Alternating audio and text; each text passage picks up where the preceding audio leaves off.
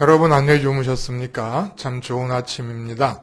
오늘도 팔복을 계속하면서 7번째 복을 우리가 함께 살펴봅니다. 7번째 복, 마태복음 5장 9절 말씀 함께 읽겠습니다. 9절 시작. 화평하게 하는 자는 복이 있나니 그들이 하나님의 아들이라 일컬음을 받을 것이며. 하나님의 아들이라 일컬음을 받는 복, 제7복입니다. 어떤 사람들에게 이 하나님의 아들로 일컬음 받는 복이 주어집니까? 화평케 하는 자들입니다. 하나님의 아들이라 일컬음을 받는다. 기독교인이 되고 나서 귀에 딱지가 붙을 정도로 듣는 말입니다. 다분히 추상적으로 느껴집니다.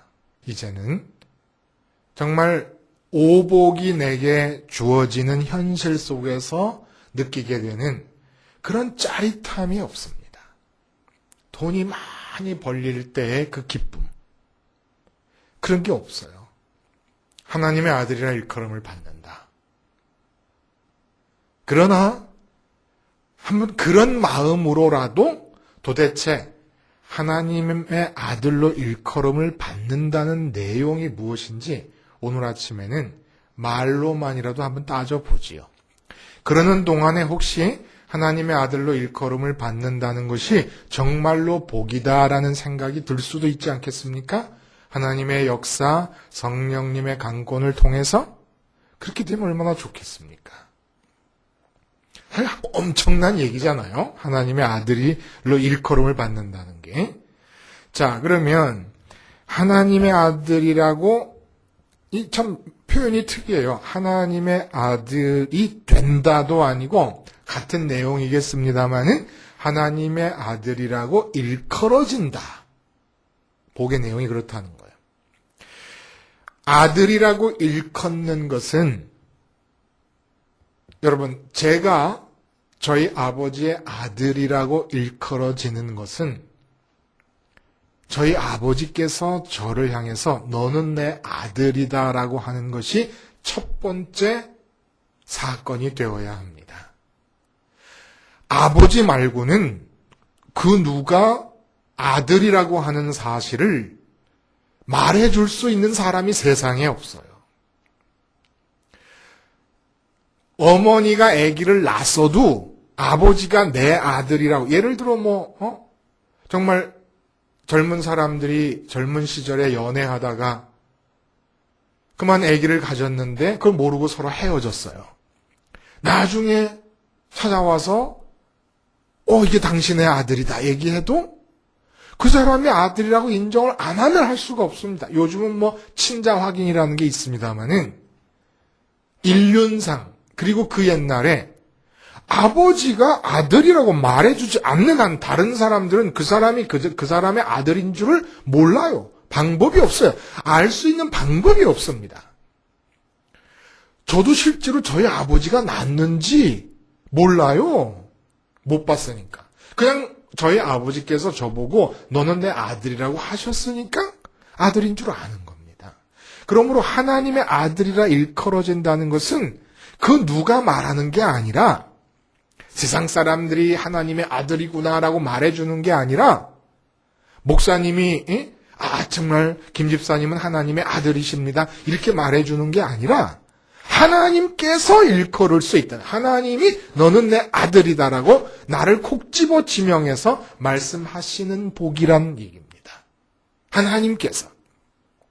근데 하나님은요, 여러분, 이 세상에서 콕 집어 너는 내 아들이라고 해보신 역사가 실제로는 예수님 한테밖에 없어요. 예수님 한 분밖에 안 계십니다. 예수님이 세례 요한에게 세례를 받으실 때 이는 내 사랑하는 아들이요 내 기뻐하는 자다라는 말씀을 하늘에서 외치십니다. 이는 내 사랑하는 아들이다. 내 기뻐하는 자다. 근데 몸을 입고 있는 인간 중에 하나님께서 콕 집어 아들이라는 말을 처음 사용을 하시는데 이 예수님이 아들 되심은 인간 중에서 택함을 받으신 게 아닙니다. 영원 전부터 아들이셨다는 거예요. 영원 전부터 아들이라는 말은 여러분 이런 말이죠. 예수님이 안 계시던 때가 있다가 예수님의 어머니가 영원한 세계에서 몸의 어머니가 아니라 하나님의 독생자로서의 그 예수님이 영원하신 어떤 어머니가 계셔서 예수님을 낳은 다음에 그 어머니가 돌아가신 게 아닙니다. 그냥 원래부터 아버지 하나님과 아들 예수님이 계셨고 이 두 분의 위격이 성령님을 통하여 연합하시고 사랑하시고 교통하시면서 영원 전부터 아버지와 아들로 계셨다는 거예요. 그분이 몸을 입고 이 땅에 오셔서 하나님께서 그 예수님 몸을 입으신 인간을 향하여 너는 내 아들이라고 말씀을 하신 사건입니다. 그러니까 영원 전부터 계셨던 그 독생자에게 사용하시던 단어를 피조물, 지렁이 같은 하루살이 같은 우리들에게 사용하시겠다는 거예요. 엄청난 사건인데 하나도 안 엄청나게 느껴지잖아요. 그냥 종교가 하는 얘기다. 이렇게 느껴지지 않습니까? 오바마 대통령과 그분이 다스리시는 미국 푸틴 대통령과 그분이 다스리시는 러시아, 중국 총독, 중국 수상, 일본의 황제와 일본 수상, 우리나라 이명박 대통령, 이 모든 사람을 만드시고 그 모든 나라를 관장한 미국의 캘리포니아주에 사는 모든 사람을 다 주장하고 계시는 그 신이 나를 향하여 너는 내 아들이다 이렇게 말씀했다 이겁니다. 예수님에게만 사용하는 거예요. 여러분 이 예수님에게만 사용하는 것이 우리에게 주어지기 위해서는 마치 이런 거예요. 예수님을 향해 아들아 그랬는데 예수님께 붙어 있어서 아들 소리를 같이 듣게 되는 경우. 이게 유일한 길입니다, 사실은. 화평케 하는 자가 아들이라 일컬음을 받는다고 말씀하셨습니다. 그러나 우리로서는 조금 낯설어요. 늘 마태복음 5장 9절이 성경에 있었음에도 불구하고 낯설어요. 왜냐하면 하나님의 아들이라는 것은 예수님과 연합한 자들에게 주어지는 은혜였습니다. 예수님을 향하여 아들이라 부르실, 예수님만을 향해 아들이라 부르신 거예요. 그러니까 예수님께 붙어 있을 때 아들아라고 부르는 소리를 듣는 거죠. 예수님과 떨어져 있을 때는 하나님 다른데 아들이라고 부른 적이 없습니다. 이명박 대통령하고 연합한다고 아들이 되는 게 아니에요. 이건희 씨의 비서실장 된다고 아들이 되는 게 아닙니다. 하나님의 아들. 하나님은 예수님만을 향해 아들이라 부르기 때문에 예수님과 연합할 때만 아들이라고 부르는 거예요. 근데 화평케 하는 자가 아들이라 불린다는 게 무슨 말입니까? 예수님과 연합한 자의 특징이 뭐냐 하면 이 땅에서 화평케 하는 사람이다 이겁니다. 화평케 하는 모습으로만 산다 이겁니다. 예수님과 연합한다는 거, 그래서 예수님을 향해서만 아들이라고 부를 때 같이 있다가 덩달아서 고개를 들게 되는 이 축복. 고개를 들면 그래 너도 내 아들 해라 이러신다는 거예요. 여러분 이거 제가 언젠가 말씀을 드렸어요. 그리고 저한테는 너무 적절하다고 여겨지기 때문에 반복해서 말씀을 드리는데 제가 미동초등학교를 다닐 때입니다. 그땐 국민학교라 그랬죠. 어머니께서 선생님을 만나 뵈러 와요. 오시면은 대부분 이제 차를 타고 다녔기 때문에 저희 집은 연희동이었고 미동초등학교는 서대문에 있기 때문에 차를 타고 다니니까 먼 길을 왔다 갔다 하니까 가능하면 어머니가 끝날 때 오셔서 선생님을 만나고 끝나기 전쯤에 그래서 종례 시간을 기다렸다가 저를 데리고 오십니다. 저를 데리고 오시는데 그때는 아주 수지 맞는 날이에요. 왜냐하면 미동초등학교 건너편에 우미 예식장이라고 있었어요. 여러분 아시는지 모르겠다. 우미 예식장 바로 옆에 중국집이 하나 있어요. 조그만 중국집. 진짜 중국 사람. 샤라 하는 중국 사람이 하시는 건데 만두집이에요. 빵과 만두를 만든 짜장면집이 아니라. 그 고기만두를 너무 좋아했거든요, 제가. 어머니가 오셔서 선생님을 만나시는 날에는 종례 시간이 끝나고 가면은 배 터지게 그 고기만두를 먹는데 제가 4인분, 5인분까지도 먹었습니다. 얼마나 만두를 좋아하고 원래 어렸을 때부터 뚱뚱하고 대식가여서. 근데요, 이런 일이 벌어져요. 어머니가 종례 시간에 와서 보신다면 선생님이 아직 안 들어오셨잖아요. 막 애들이 하루 학교 수업이 끝났다고 하는 그 해방감에서 뭐 교실판이 난장이 나죠. 그런데 어머니가 이렇게 보니까 당신의 막내 아들 옆에 여러 명의 친구 애들이 와가지고 그 당신의 막내 아들을 좋아가지고 뒤에서 목을 끌어안고 앞에 책상 위에 앉아가지고 말을 하고 뭐 옆에 몰려가지고 아들 옆에서 제잘제잘하고 떠들고 난리가 났습니다. 그게 너무 보기가 좋았던 거예요. 그때 80명씩 있었어요. 80명씩. 80명씩 있는 가운데 내 아들 옆에 와 있던 아이들을 어머니가 기억을 하셨다가 선생님 종례가 끝나고 갈 때 다 불러 세웁니다. 너 일로 와, 너 일로 와, 너 일로 와. 그래서 같이 만두집에 데려가는 거예요. 그래서 만두를 제가 먹는 만큼 다 먹이십니다. 그러니까 어떨 때는 30인분도 먹일 수 있어요. 5명 데리고 가면은. 좀 과했나요? 하여간 좀 과장된 말이지만은 그렇게 제가 하여간 먹겠다고 하는 만큼 다 사주시는 거예요. 그리고 아유 너도 먹어라, 너도 먹어라. 아들이 자녀가 맛있게 먹을 때처럼 이쁜 게 어디 있겠어? 근데 그 자녀 옆에 와서 그 자녀를 좋아했던 자녀의 친구들이 먹는 것이 자녀가 먹는 것만큼 이쁜 겁니다. 너도 먹어라, 너도 먹어라. 그걸 제가 경험을 해요. 선재라는 아이가 있어요. 저희 아이가 다니는 학교에. 그 아이는 이상한 거예요. 전화를 해서 꼭 저희 아들과 놀자고 전화를 하는데 둘이서만 놀자는 거예요. 끔찍이 우리 아이를 좋아하는 거예요. 선재라는 아이는 저 한 번밖에 못 봤지만 거의 제 아들 수준입니다. 제 마음에는. 이게 바로 아들이라 일컬음을 받는다는 겁니다. 그러므로 주님에게 주시는 모든 것이 다 내게도 주시게 된다는 거예요.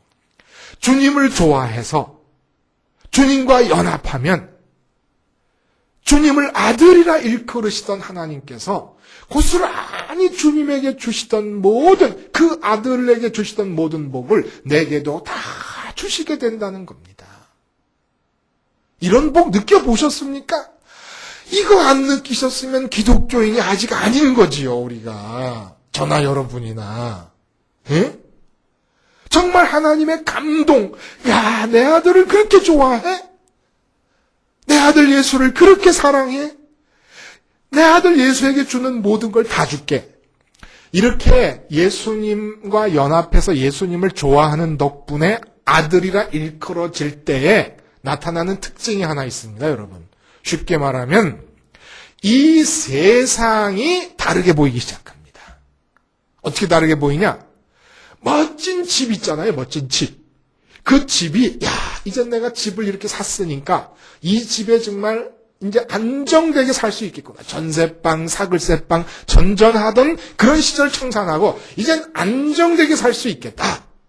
이런 생각을 갖잖아요. 근데 갑자기 예수님을 좋아하면서 예수님처럼 하나님의 아들이라고 하나님 아버지가 내 마음에 대고 너는 내 아들이거든. 이렇게 말씀해 주실 때 나타나는 특징이 뭐냐면 그 집이 이제 안정의 생활권으로 들어갈 수 있게 하는 아주 중요한 요소가 되는 그 집이라는 게 갑자기 텐트로 보이는 거예요. 어? 아니 이거 영원 무궁히 안정되게 살 수 있을 아름다운 튼튼한 집같이 보였는데 내가 이 집을 소유주가 되었으니까 이 집에 누가 나를 건드려 그랬는데 아니 이 집이 텐트처럼 보이는 겁니다. 이 세상 전체가 소모품이 되는 거예요.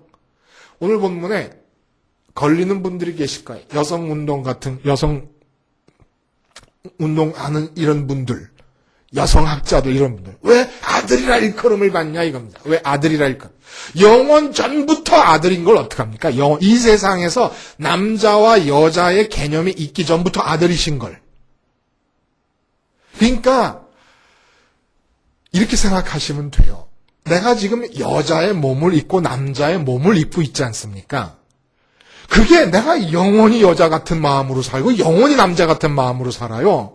내가 남자의 몸을 입고 있어서 남성 호르몬이 나오고 여자의 몸을 입고서 여성 호르몬이 나오면서 여성답고 남성답다는 것은 소모품이에요.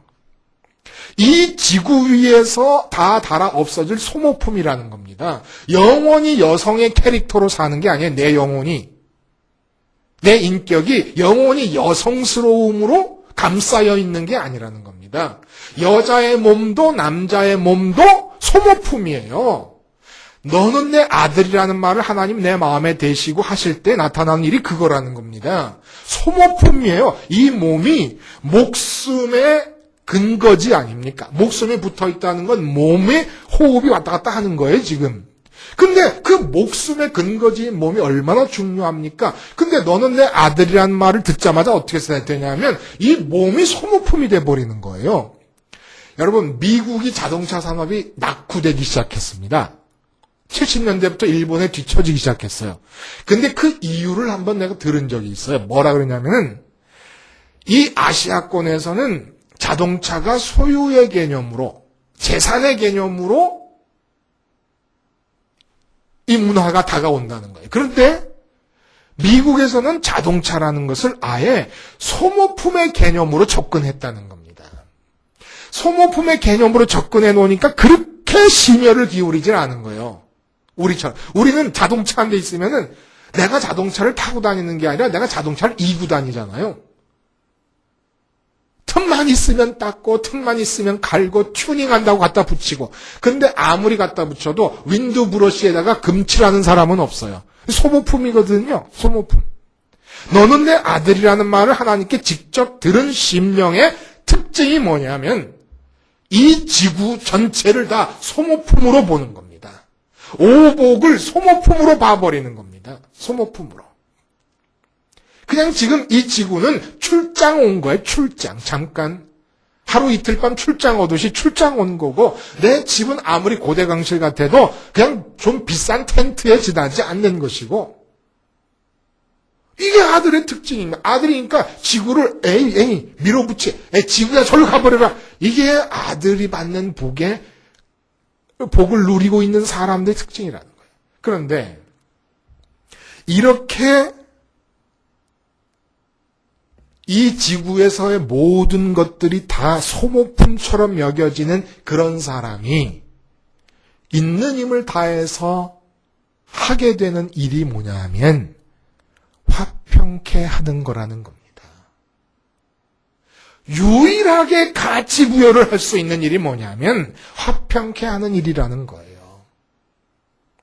그러면 이 화평케 한다고 하는 것은 예수님과 연합해서 아들 소리를 들은 자들이 이 지구가 이제는 영원히 사는 사람들이 되는 바람에 이 순간적으로 살고 있는 이 지구가 전체가 다 오복까지 포함해가지고 부귀, 영화, 장수 이런 모든 것이 다 소모품처럼 여겨지는 사람들이 유일하게 가치 부여를 하고 있는 이 화평케 함이라는 내용은 뭡니까 도대체? 평화를 만든다는 거예요. 피스메이커라는 겁니다. 피스메이커.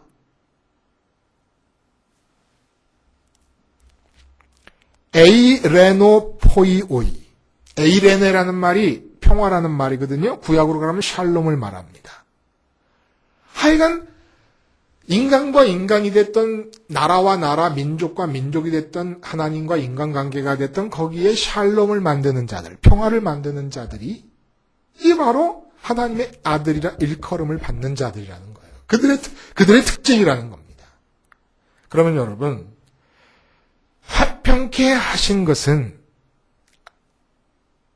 예수님의 몫이었습니다. 또 왜 예수님이 유일하게 처음부터 끝까지 하나님께 아들이라 일컬음을 받고 있는 분이니까 예수님의 특징이, 몸을 입고 오신 예수님의 특징이 화평케 하는 일에 주력하신 거예요. 그럼 예수님이 화평케 하신 화평의 대상이 누굽니까?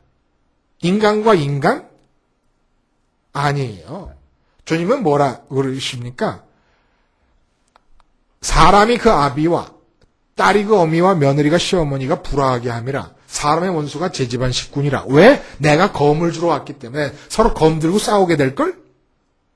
말씀만 이렇게 하신 것이 아니라 실제로 예수님처럼 갈등을 많이 일으키시고 분쟁을 가는 곳마다 일으키시고 특히 그 나라와 민족의 지도자들급에 대한 존경심이라고는 하나도 없이 우리들 그 이명박 대통령 존경해야 되잖아요. 아무리 마음에 안 들어도.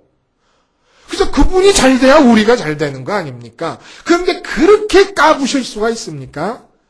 독사의 새끼들아, 어디서 평화를 찾아볼 수가 있습니까? 주님이 하신 행동 중에.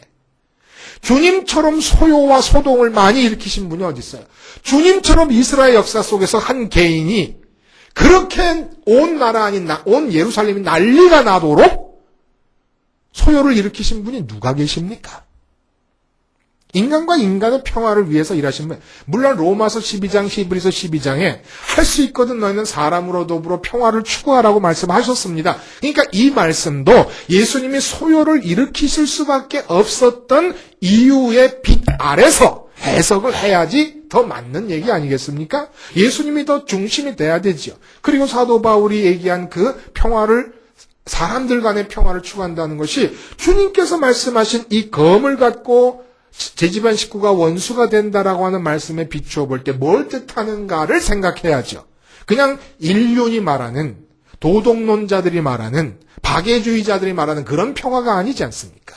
또 국가와 국가 간의 평화를 아니요. 반기문 사무총장님의 100분의 1도 나라와 나라 간의 민족과 민족 간의 평화를 위해 애쓰신 것이 없어요. 식민지 하에 있는 이스라엘, 로마를 원수로 생각합니다. 로마는 이스라엘을 짓누르고 빨아먹습니다. 그래도 그 두 민족 간의 화평을 추구해 보신 적이 없습니다. 오히려 믿음이 크도다라고 칭찬하신 경우가 두세 경우 있는데 수로보니게 여인도 이방인이고 로마 백부장도 이방인입니다. 그러니까 같은 민족 이스라엘 사람들의 입장에서 볼 때는 열불 나는 겁니다. 평화를 위해서 일하신 분이 아니에요. 나라와 나라, 민족과 민족 간에. 그럼 이분이 화평케 하신 대상이 누굽니까? 하나님과 인간들입니다. 당신 자신은 하나님과 갈등이 없어요. 예수님이 유일하게 평화를 유지하신 대상은 하나님뿐입니다. 제자들조차도 예수님을 이해를 하지 못하고 갈등을 겪어요. 십자가에서 갈등을 겪고 다 떠나지 않습니까? 거기 무슨 화평과 평화가 있어요? 화목이 있습니까? 다 버리는데. 그러니까 예수님이 유일하게 화평하신 분은 하나님뿐이세요. 하나님과 갈등이 없어요. 그러니까 주님이 화평을 위해 일했다는 것은 하나님과 인간을 위해서, 하나님과 인간을 위한 화평을 위해서 일하신 것뿐이에요. 인간과의 화평, 나라와의 화평은 바로 이 빛 아래서 종속적으로 다루어야 될 문제라 이겁니다. 그런데 문제가 있어요. 뭐가 문제냐? 하나님과 인간은 화평할 수가 없습니다.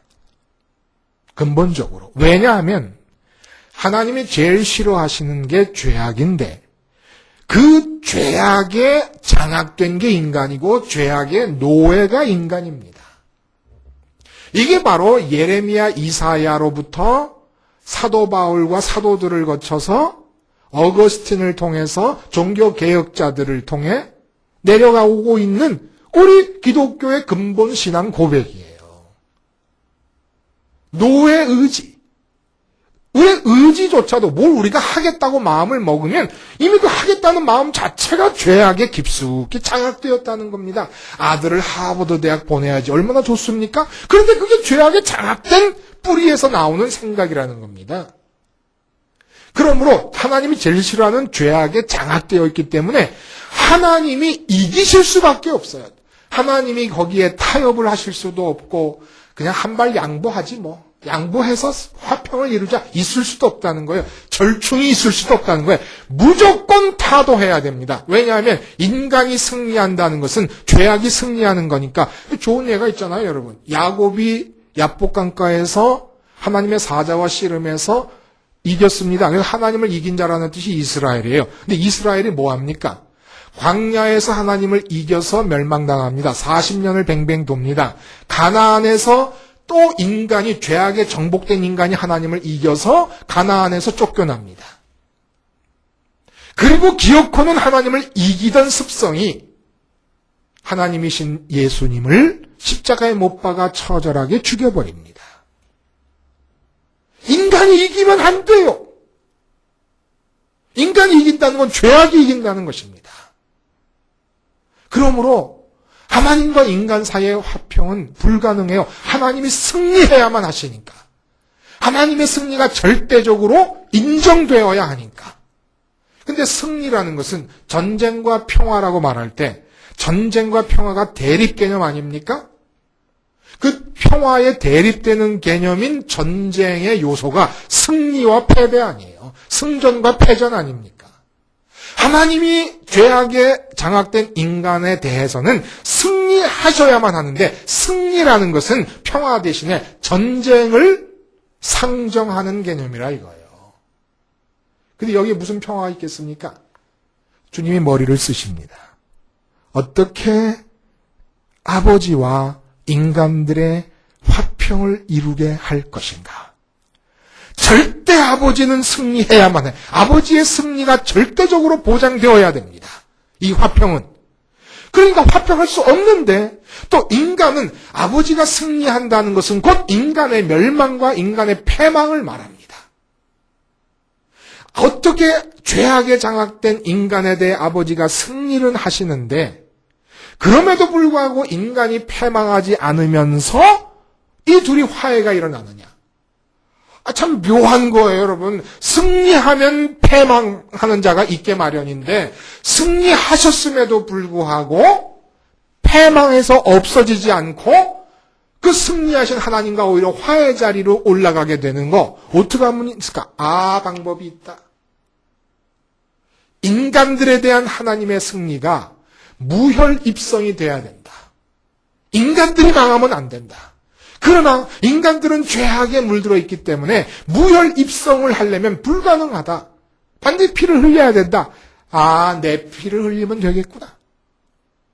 내가 멸망하면 되겠구나. 내가 인간들의 멸망을 빨아들이면 하나님은 승리하실 것이고, 내가 인간들의 멸망을 빨아들였기 때문에 인간들은 멸망하지 않고 승리하신 하나님과 패배한 인간이 서로 화합할 수 있는 사건이 벌어지. 그것이 바로 주님이 하신 화평케 하심이라는 겁니다. 주님, 하나님의 승리를 인정하는데 어떻게 화평케 되느냐? 그래서 여러분, 주님의 화평케 하심은 평화의 용어가 쓰인 게 아니라 전쟁의 용어가 쓰인 겁니다. 그 전쟁의 용어가 뭐예요? 승리. 하나님 승리하세요. 인간들의 죄악에 대한 하나님의 승리를 받들어들인 겁니다. 그런데 하나님이 승리하시려면 인간이 망해야 되니까 하나님을 승리하게 해놓고는 얼른 달려와서 인간 편에 서가지고 하나님의 승리의 검이 인간을 향하여 인간을 패망시키기 위해 달려올 때 그 칼을 딱 맞고 죽으신 거예요. 패망의 값을 다 갖고 죽어버리신 겁니다. 자, 그러면 이제 주님과 연합한 자들, 어느 포인트에서 주님과 연합합니까? 기적을 행하시는 주님? 말씀을 행하시는 주님? 아니에요. 십자가에 달려 돌아가신 주님에서 연합 사건이 일어납니다. 십자가에 달려 함께 죽는 거예요. 이 연합 사건을 통해서 패망의 죄값이 없어져요. 그런데 이 땅에 살아있는 동안에 계속 화평케 해야 돼요. 화평케 해야 돼. 우린 생각합니다. 믿는 자로서 사람과 사람, 김 집사님과 박 집사님이 싸우고 있으니까 화평케 하자. 목사님과 장로님들이 싸우고 있으니까 권사님들이 끼어서 화평케 하자. 이런 걸로 생각을 해요. 천만의 말씀이지요. 내 입장에서 볼 때 내가 화평케 해야 되니까, 화평케 해야 되는 주체로서 내 입장에서 볼 때 하나님과 인간이 화평해야 되는데, 하나님에게 화평해야 할 첫 번째 인간이 누굽니까? 나 자신이에요. 나 자신입니다. 사도 바울이 날마다 십자가에서 죽는다는 얘기는 날마다 나와 하나님을 화평케 하는 데 주력했다는 이야기입니다. 그러면 내가 김 집사님과 하나님을 화평케 하고 이럴 겨를이 없어요. 왜냐하면 죄값은 사해졌지만 나의 죄의 이 왕성한 활동력은 끊임없이 볼 때마다, 들을 때마다, 냄새 맡을 때마다, 누구를 만날 때마다, 일을 계획할 때마다 나타나니까. 그러니까 나와 하나님 간의 화평함이 날마다 화평케 해야 하는 과제라 이겁니다. 한 번 하고 끝나는 게 아니라. 나와 하나님 어떻게 화평케 합니까? 구체적으로. 절대로 나는 죄악의 힘이 지배하려고 하는 정말 그 막강한 죄악의 힘이 계속해서 올라오고 있는 사람이에요. 그러니까 하나님께서 나를 용납하실 수가 없어요. 나와 화평하실 수가 없어요. 화평할 수 그 방법이 하나님은 승리하셔야 돼요. 내가 이기면 안 돼요. 내가 이기면 안 되고 또 내가 죄악에서 뿌리를 두고 있는 내 이 세상 삶에 대한 소원들, 오복에 대한 모든 소원은 죄에서 나오는 겁니다. 사업 잘 되게 해주세요. 건강하게 해주세요. 우리 마음을 거기다 지불하면 안 돼요. 마음이 가난해야 돼요. 오복에 대한 모든 소원은 다 죄악이에요. 근데 그걸 이기려고 그래요. 이기기 위해서 하는 게 말씀드렸잖아요. 40일 금식 기도, 강청 기도. 강청을 걷다 씁니까? 왜 강청을 거기다 써요? 그 본문은 또 거기서 말씀을 드리고 그럼 어떻게 화평하라는 겁니까? 죄악이 나를 정복하고 지배하고 있어요. 잠시도 틈을 주면 죄악이 우는 사자와 같이 그러니까 내가 이기면 죄악이 만연하게 됩니다. 하나님이 승리를 하셔야 됩니다. 그러나 무혈혁명이 되어야 돼요. 그러려면 어떻게 돼야 돼요? 내 스스로 나의 패망을 자발적으로 미리 인정을 해버리는 겁니다. 내 패망을 마치 1940년 6월 14일 독일군이 한 달 동안 프랑스와 전쟁을 하다가 프랑스가 더 이상 버틸 힘이 없어서 이제 파리를 공략하게끔 되었습니다. 파리가 공격을 받게 되었을 때 파리 시민들이 어떻게 결정합니까? 이 파리의 문화유산들이 다 망가지겠구나. 히틀러 나치스의 공격을 받아가지고. 그래서 그 문화유산을 보존하기 위해서 손들고 미리 나가서 독일군들 보고 어서 오세요. 총 하나 파리를 향하여 쏘지 마세요. 어서 오세요. 한 것처럼 미리 나의 패망을 선언하고 하나님의 승리를 높여드리는 겁니다. 승리를 높인다는 것은 평화가 아니에요. 전쟁의 승리를 결정하는 거니까 승리라는 단어는 평화와 상관이 없고 대립 개념입니다. 상관이 없는 정도가 아니라 대극점에 있습니다. 그러나 이 평화와 대극점에 있는 승리라는 단어를 하나님께 적용해서 하나님 이기세요. 누구를 이깁니까? 나를 이기세요. 나를 이기세요라고 스스로의 패망을 주님의 십자가를 붙잡고 주님께서 저렇게 저주받고 죽으신 저 죽음이 나의 패망이라는 것을 매 순간마다 인정하고 하나님의 승리를 높이는 전쟁 용어를 써야만 하나님과 내가 평화할 수 있다는 겁니다. 이게 바로 이 땅에서 주님과는 다르게 아직도 죄악의 힘이 작용하고 있는 그러나 주님과 같이 하나님의 아들이라 칭함을 받는 자들이 하나님과의 관계를 화평케 하기 위하여 걸어가야 될 길이라는 거예요. 화평케 하기 위하여 전쟁의 용어를 동원해야 합니다. 아버지니까 뭐 뭉개도 된다. 이런 게 아니에요.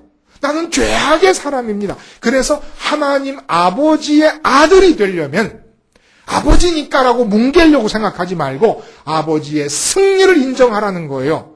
주님은 죄가 없으신 분이신데도 십자가 앞에서 내 뜻대로 마시고 아버지의 뜻대로 하옵소서 기도한 이 내 뜻대로 마시고 아버지의 뜻대로가 뭐예요? 아버지, 내가 몸을 입고 있기 때문에 십자가에 못 박히는 고통과 인격이 있기 때문에 그 수치를 생각하면 끔찍합니다. 그러나 아버지가 이기세요. 아버지가 나를 승리하세요. 나에 대해 승리하세요. 하신 내용이었어요. 황차, 죄악으로 장악되는 우리 인간들이 무엇에 대해서 아버지께 나의 소원과 나의 의견이 관철될 때까지 기도를 하겠다는 겁니까? 안 된다는 거예요. 그럼 구체적으로 어떻게 하나님 앞에서 하나님의 승리를 인정하고 나의 패망을 받아들이면서 화평을 유지해 갑니까? 구체적으로 예를 들어 내가 사업을 합니다. 잘 안 됐습니다. 사업이 안 되는 걸 나도 알지만 나보다 먼저 하나님은 사업이 안 되기 이전부터 이때쯤 사업이 안 될 것도 알고 계신 분이십니다. 알고 계시면서 이런 일을 허락하셨습니다. 왜 그럽니까? 하나님 나한테 아버지라면서 어떻게 이럴 수가 있습니까? 이 사업 하나 가지고 우리 가족과 적어도 30-40명 직원이 먹고 살고 있는데 하나님도 생각이 있으시면 내 사업을 이렇게 할 수가 있습니까? 이건 계속 뭐예요? 하나님 당신의 인도하심이 잘못됐습니다. 당신이 지켜보고 계시는데 좋은 거는 아니십니까? 근무를 태만하게 하신 건 아니십니까? 하나님과 싸우고 하나님을 지적하는 겁니다. 이 세상에 살면서 내 마음에 생기는 모든 불평과 모든 불만은 하나님과의 싸움이에요. 현실에 대한 불평, 불만, 내 옆에 있는 사람들, 가족이든 이웃이든 친척이든 모든 사람들에 대한 불평과 불만은 다 하나님과 싸우는 겁니다.